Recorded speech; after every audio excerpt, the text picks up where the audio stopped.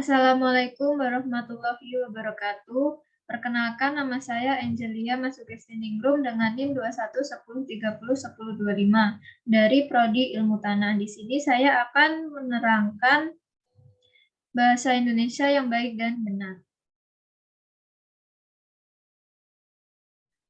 Aspek penting komunikasi. Pada umumnya, bahasa merupakan sarana komunikasi.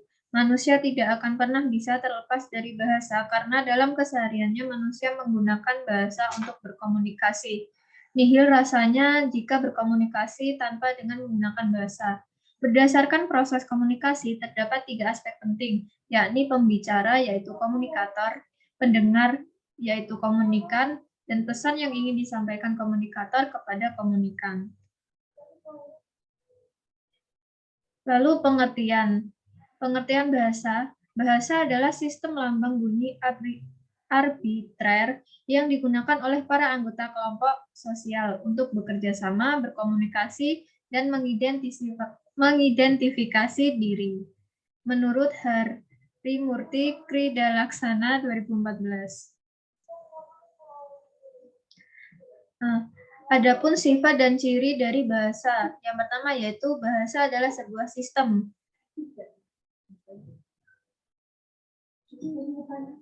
Artinya ada unsur-unsur tertentu yang saling berkaitan untuk membentuk totalitas bahasa. Lalu yang kedua yaitu bahasa itu berwujud lambang.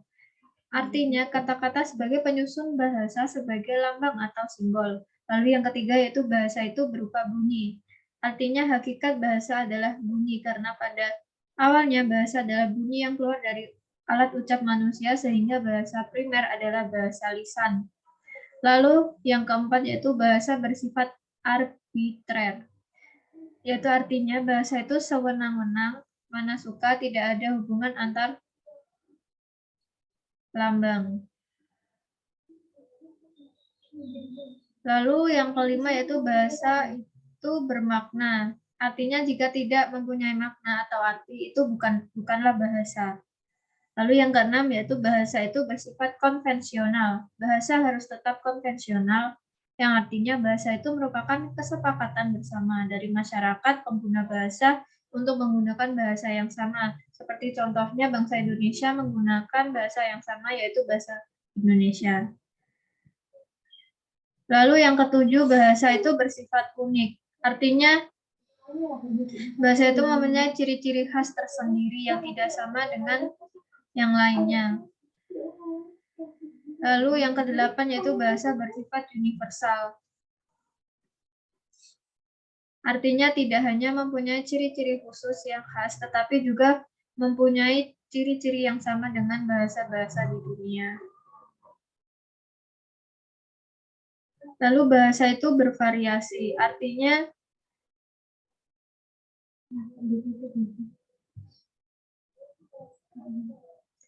bahasa itu bervariasi, artinya masyarakat bahasa terdiri atas berbagai situs yang berbeda-beda dan beragam.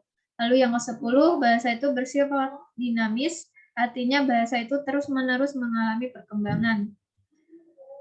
Lalu yang ke-11, bahasa berfungsi sebagai alat interaksi sosial. Artinya, fungsi penting bahasa sebagai alat komunikasi dengan memanfaatkan bahasa kita dapat melakukan aktivitas sehari-hari. Lalu yang terakhir, yang ke-12, bahasa merupakan identitas penutur. Artinya, dengan menggunakan bahasa dapat diketahui identitas dari pengguna bahasa tersebut. Antara lain latar belakang, asal, dan juga identitas.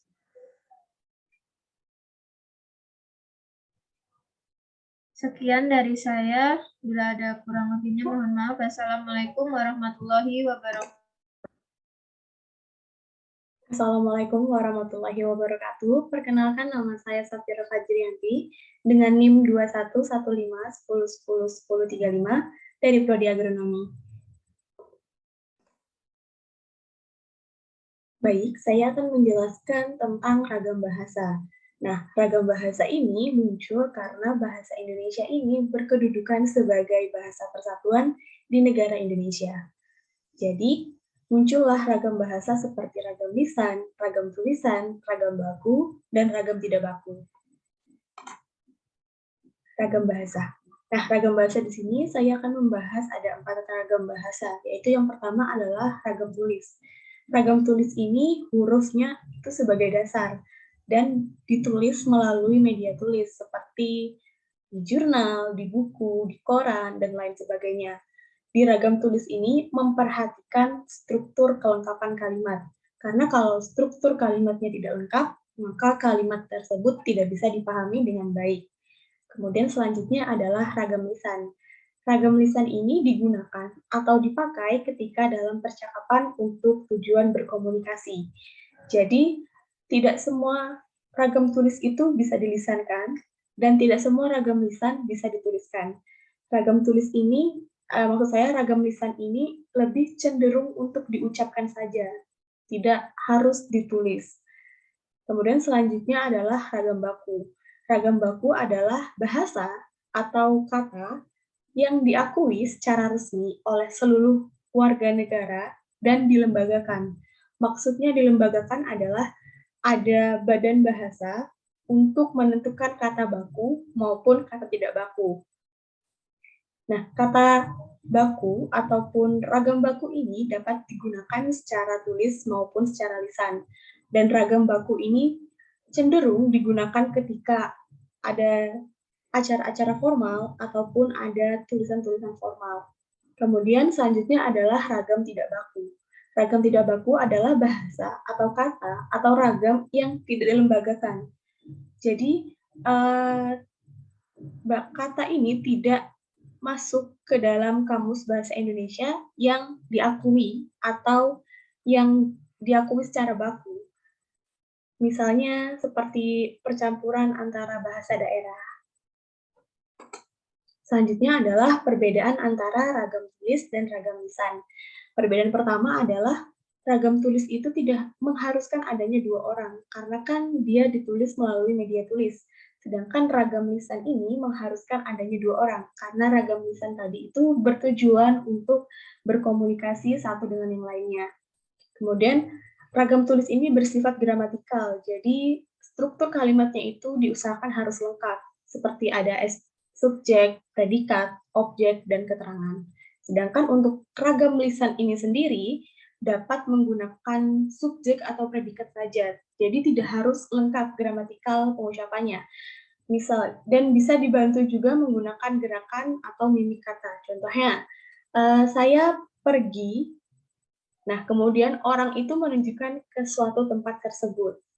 Jadi tidak harus mengatakan tempat tersebut secara lisan. Kemudian perbedaan selanjutnya adalah ragam tulis itu tidak terkait dengan ruang dan waktu. Sedangkan ragam lisan itu terkait kondisi, ruang, dan waktu. Nah, ini berkaitan juga dengan penunjukan ekspresi, penunjukan mimik. Kemudian perbedaan selanjutnya adalah ragam tulis itu dipengaruhi oleh huruf seperti huruf besar, huruf kecil, kemudian huruf yang dimiringkan, tanda baca, kemudian dipengaruhi juga efektivitas kalimat. Sedangkan ragam lisan ini dipengaruhi oleh intonasi dari perkataan kita. Dipengaruhi juga oleh cepat lambatnya kita berbicara, dipengaruhi oleh intonasi kita yang lama atau sebentar. Kemudian selanjutnya adalah sifat dari ragam baku. Nah, ragam baku ini memiliki 3 sifat. Yang pertama adalah kemantapan dinamis, selanjutnya adalah cendekia, dan yang selanjutnya adalah seragam. Untuk yang pertama, maksud dari kemantapan dinamis ini adalah bahasa dari ragam baku ini sesuai dengan kaidah penulisan dan tidak kaku. Kemudian cendekia ini umumnya ragam baku ini digunakan di tempat-tempat resmi atau di keadaan-keadaan resmi. Kemudian juga seragam, karena proses dari ragam baku ini adalah proses perwujudan dari penyeragaman bahasa, seperti penyeragaman bunyi, penyeragaman tulisan, dan lain sebagainya. Nah, selanjutnya adalah bahasa yang baik dan benar. Nah, pengertian dari bahasa yang baik adalah bahasa yang kita gunakan sesuai dengan kondisinya. Sedangkan bahasa yang benar adalah bahasa yang digunakan sesuai dengan kaidah kebahasaan, mulai dari pembentukan kata, efektivitas, dan ejaan. Kemudian, berarti arti dari bahasa yang baik dan benar adalah bahasa yang sesuai dengan kondisi dan sesuai dengan ejaan dari bahasa tersebut. Contoh bahasa yang tidak baik adalah para siswa-siswi pergi liburan ke Pantai Kubu. Kita lihat bahwa para siswa-siswa itu sudah menunjukkan kalimat yang tidak efektif. Kemudian Pantai Kubu, huruf P itu harus huruf kapital karena menyebutkan tempat. Kubu itu adalah nama dari pantai tersebut. Kemudian diperbaiki menjadi bahasa yang benar, seperti yang di bawahnya adalah para siswa pergi berlibur ke Pantai Kubu. Nah, untuk para siswa-siswa ini bisa dipilih menjadi salah satu aja, bisa para siswa ataupun siswa-siswa. Kemudian bahasa yang baik dan benar contohnya adalah para tamu undangan kami persilakan untuk duduk kembali. Nah, ini kan konteksnya seperti di acara open ceremony. Jadi menggunakan bahasa yang formal, tidak menggunakan bahasa sehari-hari. Bisa juga contoh untuk bahasa yang baik adalah ketika kita pergi ke pasar untuk menawar harga. Tidak mungkin kita menawar harga barang tersebut menggunakan bahasa yang sangat formal. Nah, itu dari saya. Kurang lebihnya saya mohon maaf. Wassalamualaikum warahmatullahi wabarakatuh. Assalamualaikum warahmatullahi wabarakatuh. Perkenalkan, nama saya Dinda Ichandra Kirana dengan NIM akhir 1020. Baik, di sini saya akan menjelaskan konsep kesantunan bahasa. Setiap bahasa pasti memiliki etika kesantunan. Sebagai pengguna bahasa, kita dihadapkan pada kaidah linguistik dan kaidah kesantunan. Kaidah linguistik sendiri berkaitan dengan kaidah tata bunyi atau fonologi, tata kata atau morfologi, tata kalimat atau sintaksis, tata makna atau semantik. Kesantunan sendiri ditandai dengan norma budaya yang membuat kita tidak hanya patuh pada norma komunikasi, tetapi juga norma-norma kemanusiaan yang secara eksplisit dapat diamati dari norma budaya. Kesantunan bahasa biasanya menunjukkan karakter pribadi seseorang yang perlu dipahami. Santun sendiri merupakan indikator nilai karakter positif yang dapat dilatihkan dengan pembiasaan penggunaan bahasa secara santun. Oleh sebab itu, sikap santun diperlukan dalam berbagai ragam. Kesantunan sendiri merupakan sikap berbahasa yang akan menunjukkan kecerdasan sosial kita. Baik, terima kasih. Sekian dari saya. Yang selanjutnya akan disampaikan oleh rekan saya. Wassalamualaikum warahmatullahi wabarakatuh. Assalamualaikum warahmatullahi wabarakatuh. Perkenalkan, nama saya Feby Dianu Komaria dengan NIM 21001 dari program studi agronomi. Di sini saya akan menjelaskan tentang kesantunan di lingkungan kampus. Kesantunan di lingkungan kampus sangat diperlukan untuk memperlancar interaksi sosial untuk keperluan akademik. Misal, saat berkomunikasi dengan dosen, teman, staf akademik, atau tenaga kependidikan yang mengatur keperluan pelayanan kampus.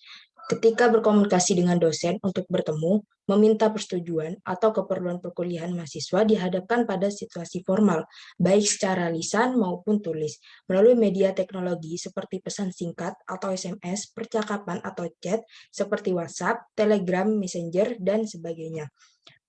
Pada dasarnya, komunikasi melalui media tersebut merupakan ragam lisan yang ditulis. Oleh karena itu, tersedia berbagai simbol emotikon untuk mempertegas tulisan agar lebih ekspresif. Namun, dalam situasi formal, komunikasi mahasiswa dengan dosen seharusnya menunjukkan komunikasi tulis yang formal dengan mengurangi penggunaan singkatan, emotikon, dan ditandai dengan struktur kalimat baku.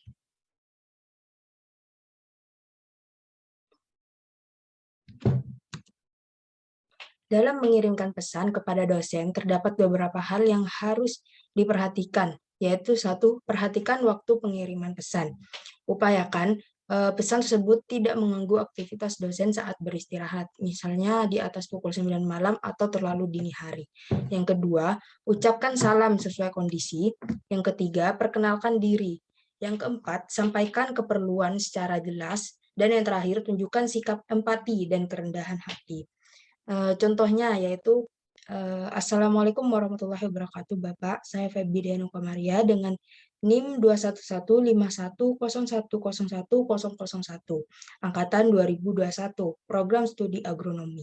Mohon maaf sebelumnya, saya ingin berkonsultasi tentang bab 1 skripsi saya. Kapan saya bisa menemui Bapak? Dan jangan lupa ucapkan terima kasih. Tidak hanya dalam mengirim pesan, dalam berdiskusi diperlukan sikap santun. Dalam berdiskusi, kita berpendapat, bertanya, menyanggah, atau memberikan masukan lain. Oleh karena itu, kaidah kesantunan perlu diterapkan pada saat berdiskusi. Perhatikan hal-hal berikut ketika berpendapat atau bertanya. Yang pertama itu mengucap salam. Lalu yang kedua, menyebutkan nama dan NIM. Yang ketiga, menyatakan tujuan pertanyaan atau pendapat. Yang keempat, nyatakan pendapat dengan jelas dan singkat.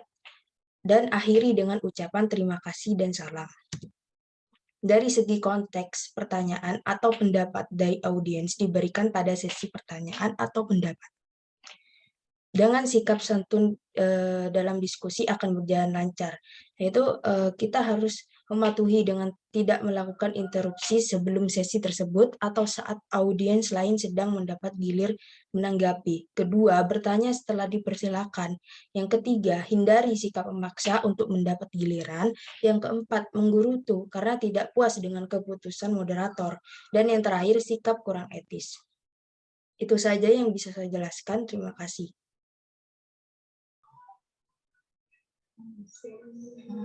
Assalamualaikum warahmatullahi wabarakatuh. Perkenalkan, nama saya Intan Halimatul Ula, NIM 2115130301063. Nah, baik, di sini saya akan melanjutkan presentasi dari teman saya. Kesantunan ilmiah. Kesantunan bahasa ilmiah mengarah pada pilihan sikap untuk menghargai pendapat orang lain. Sikap santun secara ilmiah dilakukan dengan memberikan penghargaan dan mengakui hasil karya orang lain. Dalam ragam tulis ilmiah, perlu ditunjukkan dengan menyebutkan sumber kutipan jika kita mengutip karya orang lain, dengan menuliskan daftar pustaka atau referensi. Jika secara lisan, kita juga perlu menyebutkan sumber informasi yang kita sampaikan. Jika berasal dari buku, maka sebutkan pengarang atau bukunya dengan jelas.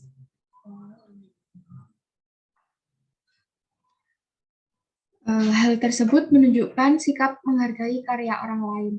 Jika pendapat tersebut saudara peroleh dari rekan bincang saudara, mintalah izin untuk menyampaikan dan sebutkan sumber tersebut pada saat saudara menyampaikan. Dalam berpendapat, terdapat beberapa hal yang kita perlu hindari untuk menunjukkan sikap santun secara ilmiah. Menyebutnya sebagai penyebab ketidaksantunan, seperti kritik secara langsung dengan kata-kata kasar. Yang kedua, dorongan emosi penutur. Yang ketiga, protektif terhadap pendapat. Yang keempat, sengaja menuduh lawan tutur. Yang kelima, sengaja memojokkan lawan tutur. Sekian dari saya. Wassalamualaikum warahmatullahi wabarakatuh. Nama saya Nandi Gita Wardani dengan NIM 212110101078 dari Prodi Kesehatan Masyarakat. Saat ini saya akan menjelaskan materi mengenai ragam bahasa Indonesia. Yang pertama adalah pengertiannya. Apa sih pengertian dari ragam bahasa itu? Ragam bahasa adalah variasi atau keberagaman pemakaian bahasa yang mengikuti topik pembicaraan menurut hubungan pembicara, lawan bicara, dan sesuatu yang dibicarakan, serta menurut medium pembicaraannya. Nah, pengertian lain dari penggunaan ragam bahasa adalah menurut Nurgiantoro tahun 2014, pengertian penggunaan ragam bahasa dibedakan atas dua karakteristik, yaitu karakteristik situasional dan karakteristik pelaku. Karakteristik situasional terdiri atas tujuan, saluran, dan situasi keformalan, sedangkan karakteristik pelaku terdiri atas pembicara, pendengar, penulis, dan pembaca, dan lain-lain sebagainya. Bagaimana munculnya ragam bahasa?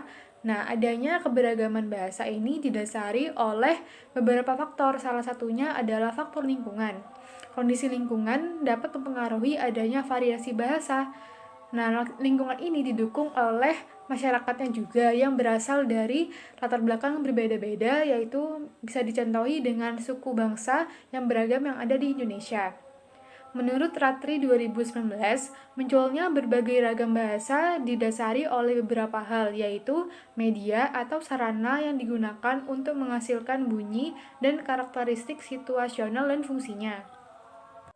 Assalamualaikum warahmatullahi wabarakatuh. Perkenalkan, nama saya Aisyah Dewantika Santoso Putri dengan NIM 212110101042 dari Prodi Kesehatan Masyarakat.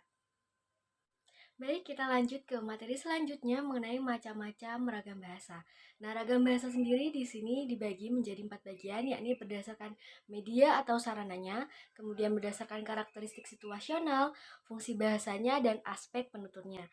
Baik, kita akan bahas satu persatu dimulai dari ragam bahasa berdasarkan media atau sarana yang digunakan untuk menghasilkan bahasa. Nah, di sini ragam bahasa berdasarkan media dibedakan atas bahasa lisan dan bahasa tulis. Untuk bahasa lisan sendiri ditandai dengan penggunaan lafal atau pengucapan, intonasi, kosakata, penggunaan tata bahasa dalam pembentukan kata, dan penyusunan kalimat. Ragam bahasa secara lisan ini juga dibagi lagi menjadi dua, yakni secara baku dan secara tidak baku atau yang biasa kita gunakan dalam kehidupan sehari-hari. Kemudian untuk ragam bahasa tulis ditandai dengan kecermatan penggunaan ejaan dan tanda baca, kosakata, penggunaan tata bahasa dalam pembentukan kata, penyusunan kalimat, paragraf, dan juga wacana. Kemudian yang kedua yakni ragam bahasa berdasarkan karakteristik situasionalnya. Nah, di sini dibagi menjadi dua, yakni ragam bahasa secara formal dan juga non-formal. Nah, untuk ragam bahasa yang secara formal ini adalah ragam atau variasi bahasa yang digunakan dalam situasi resmi, sehingga bahasa yang digunakan ini cenderung bahasa yang baku. Sedangkan untuk ragam non-formal ini merupakan variasi bahasa yang digunakan di dalam situasi yang tidak resmi, sehingga bahasa yang digunakan di sini cenderung lebih santai atau tidak baku. Kemudian yang selanjutnya yakni ragam bahasa berdasarkan fungsi dari bahasa itu sendiri.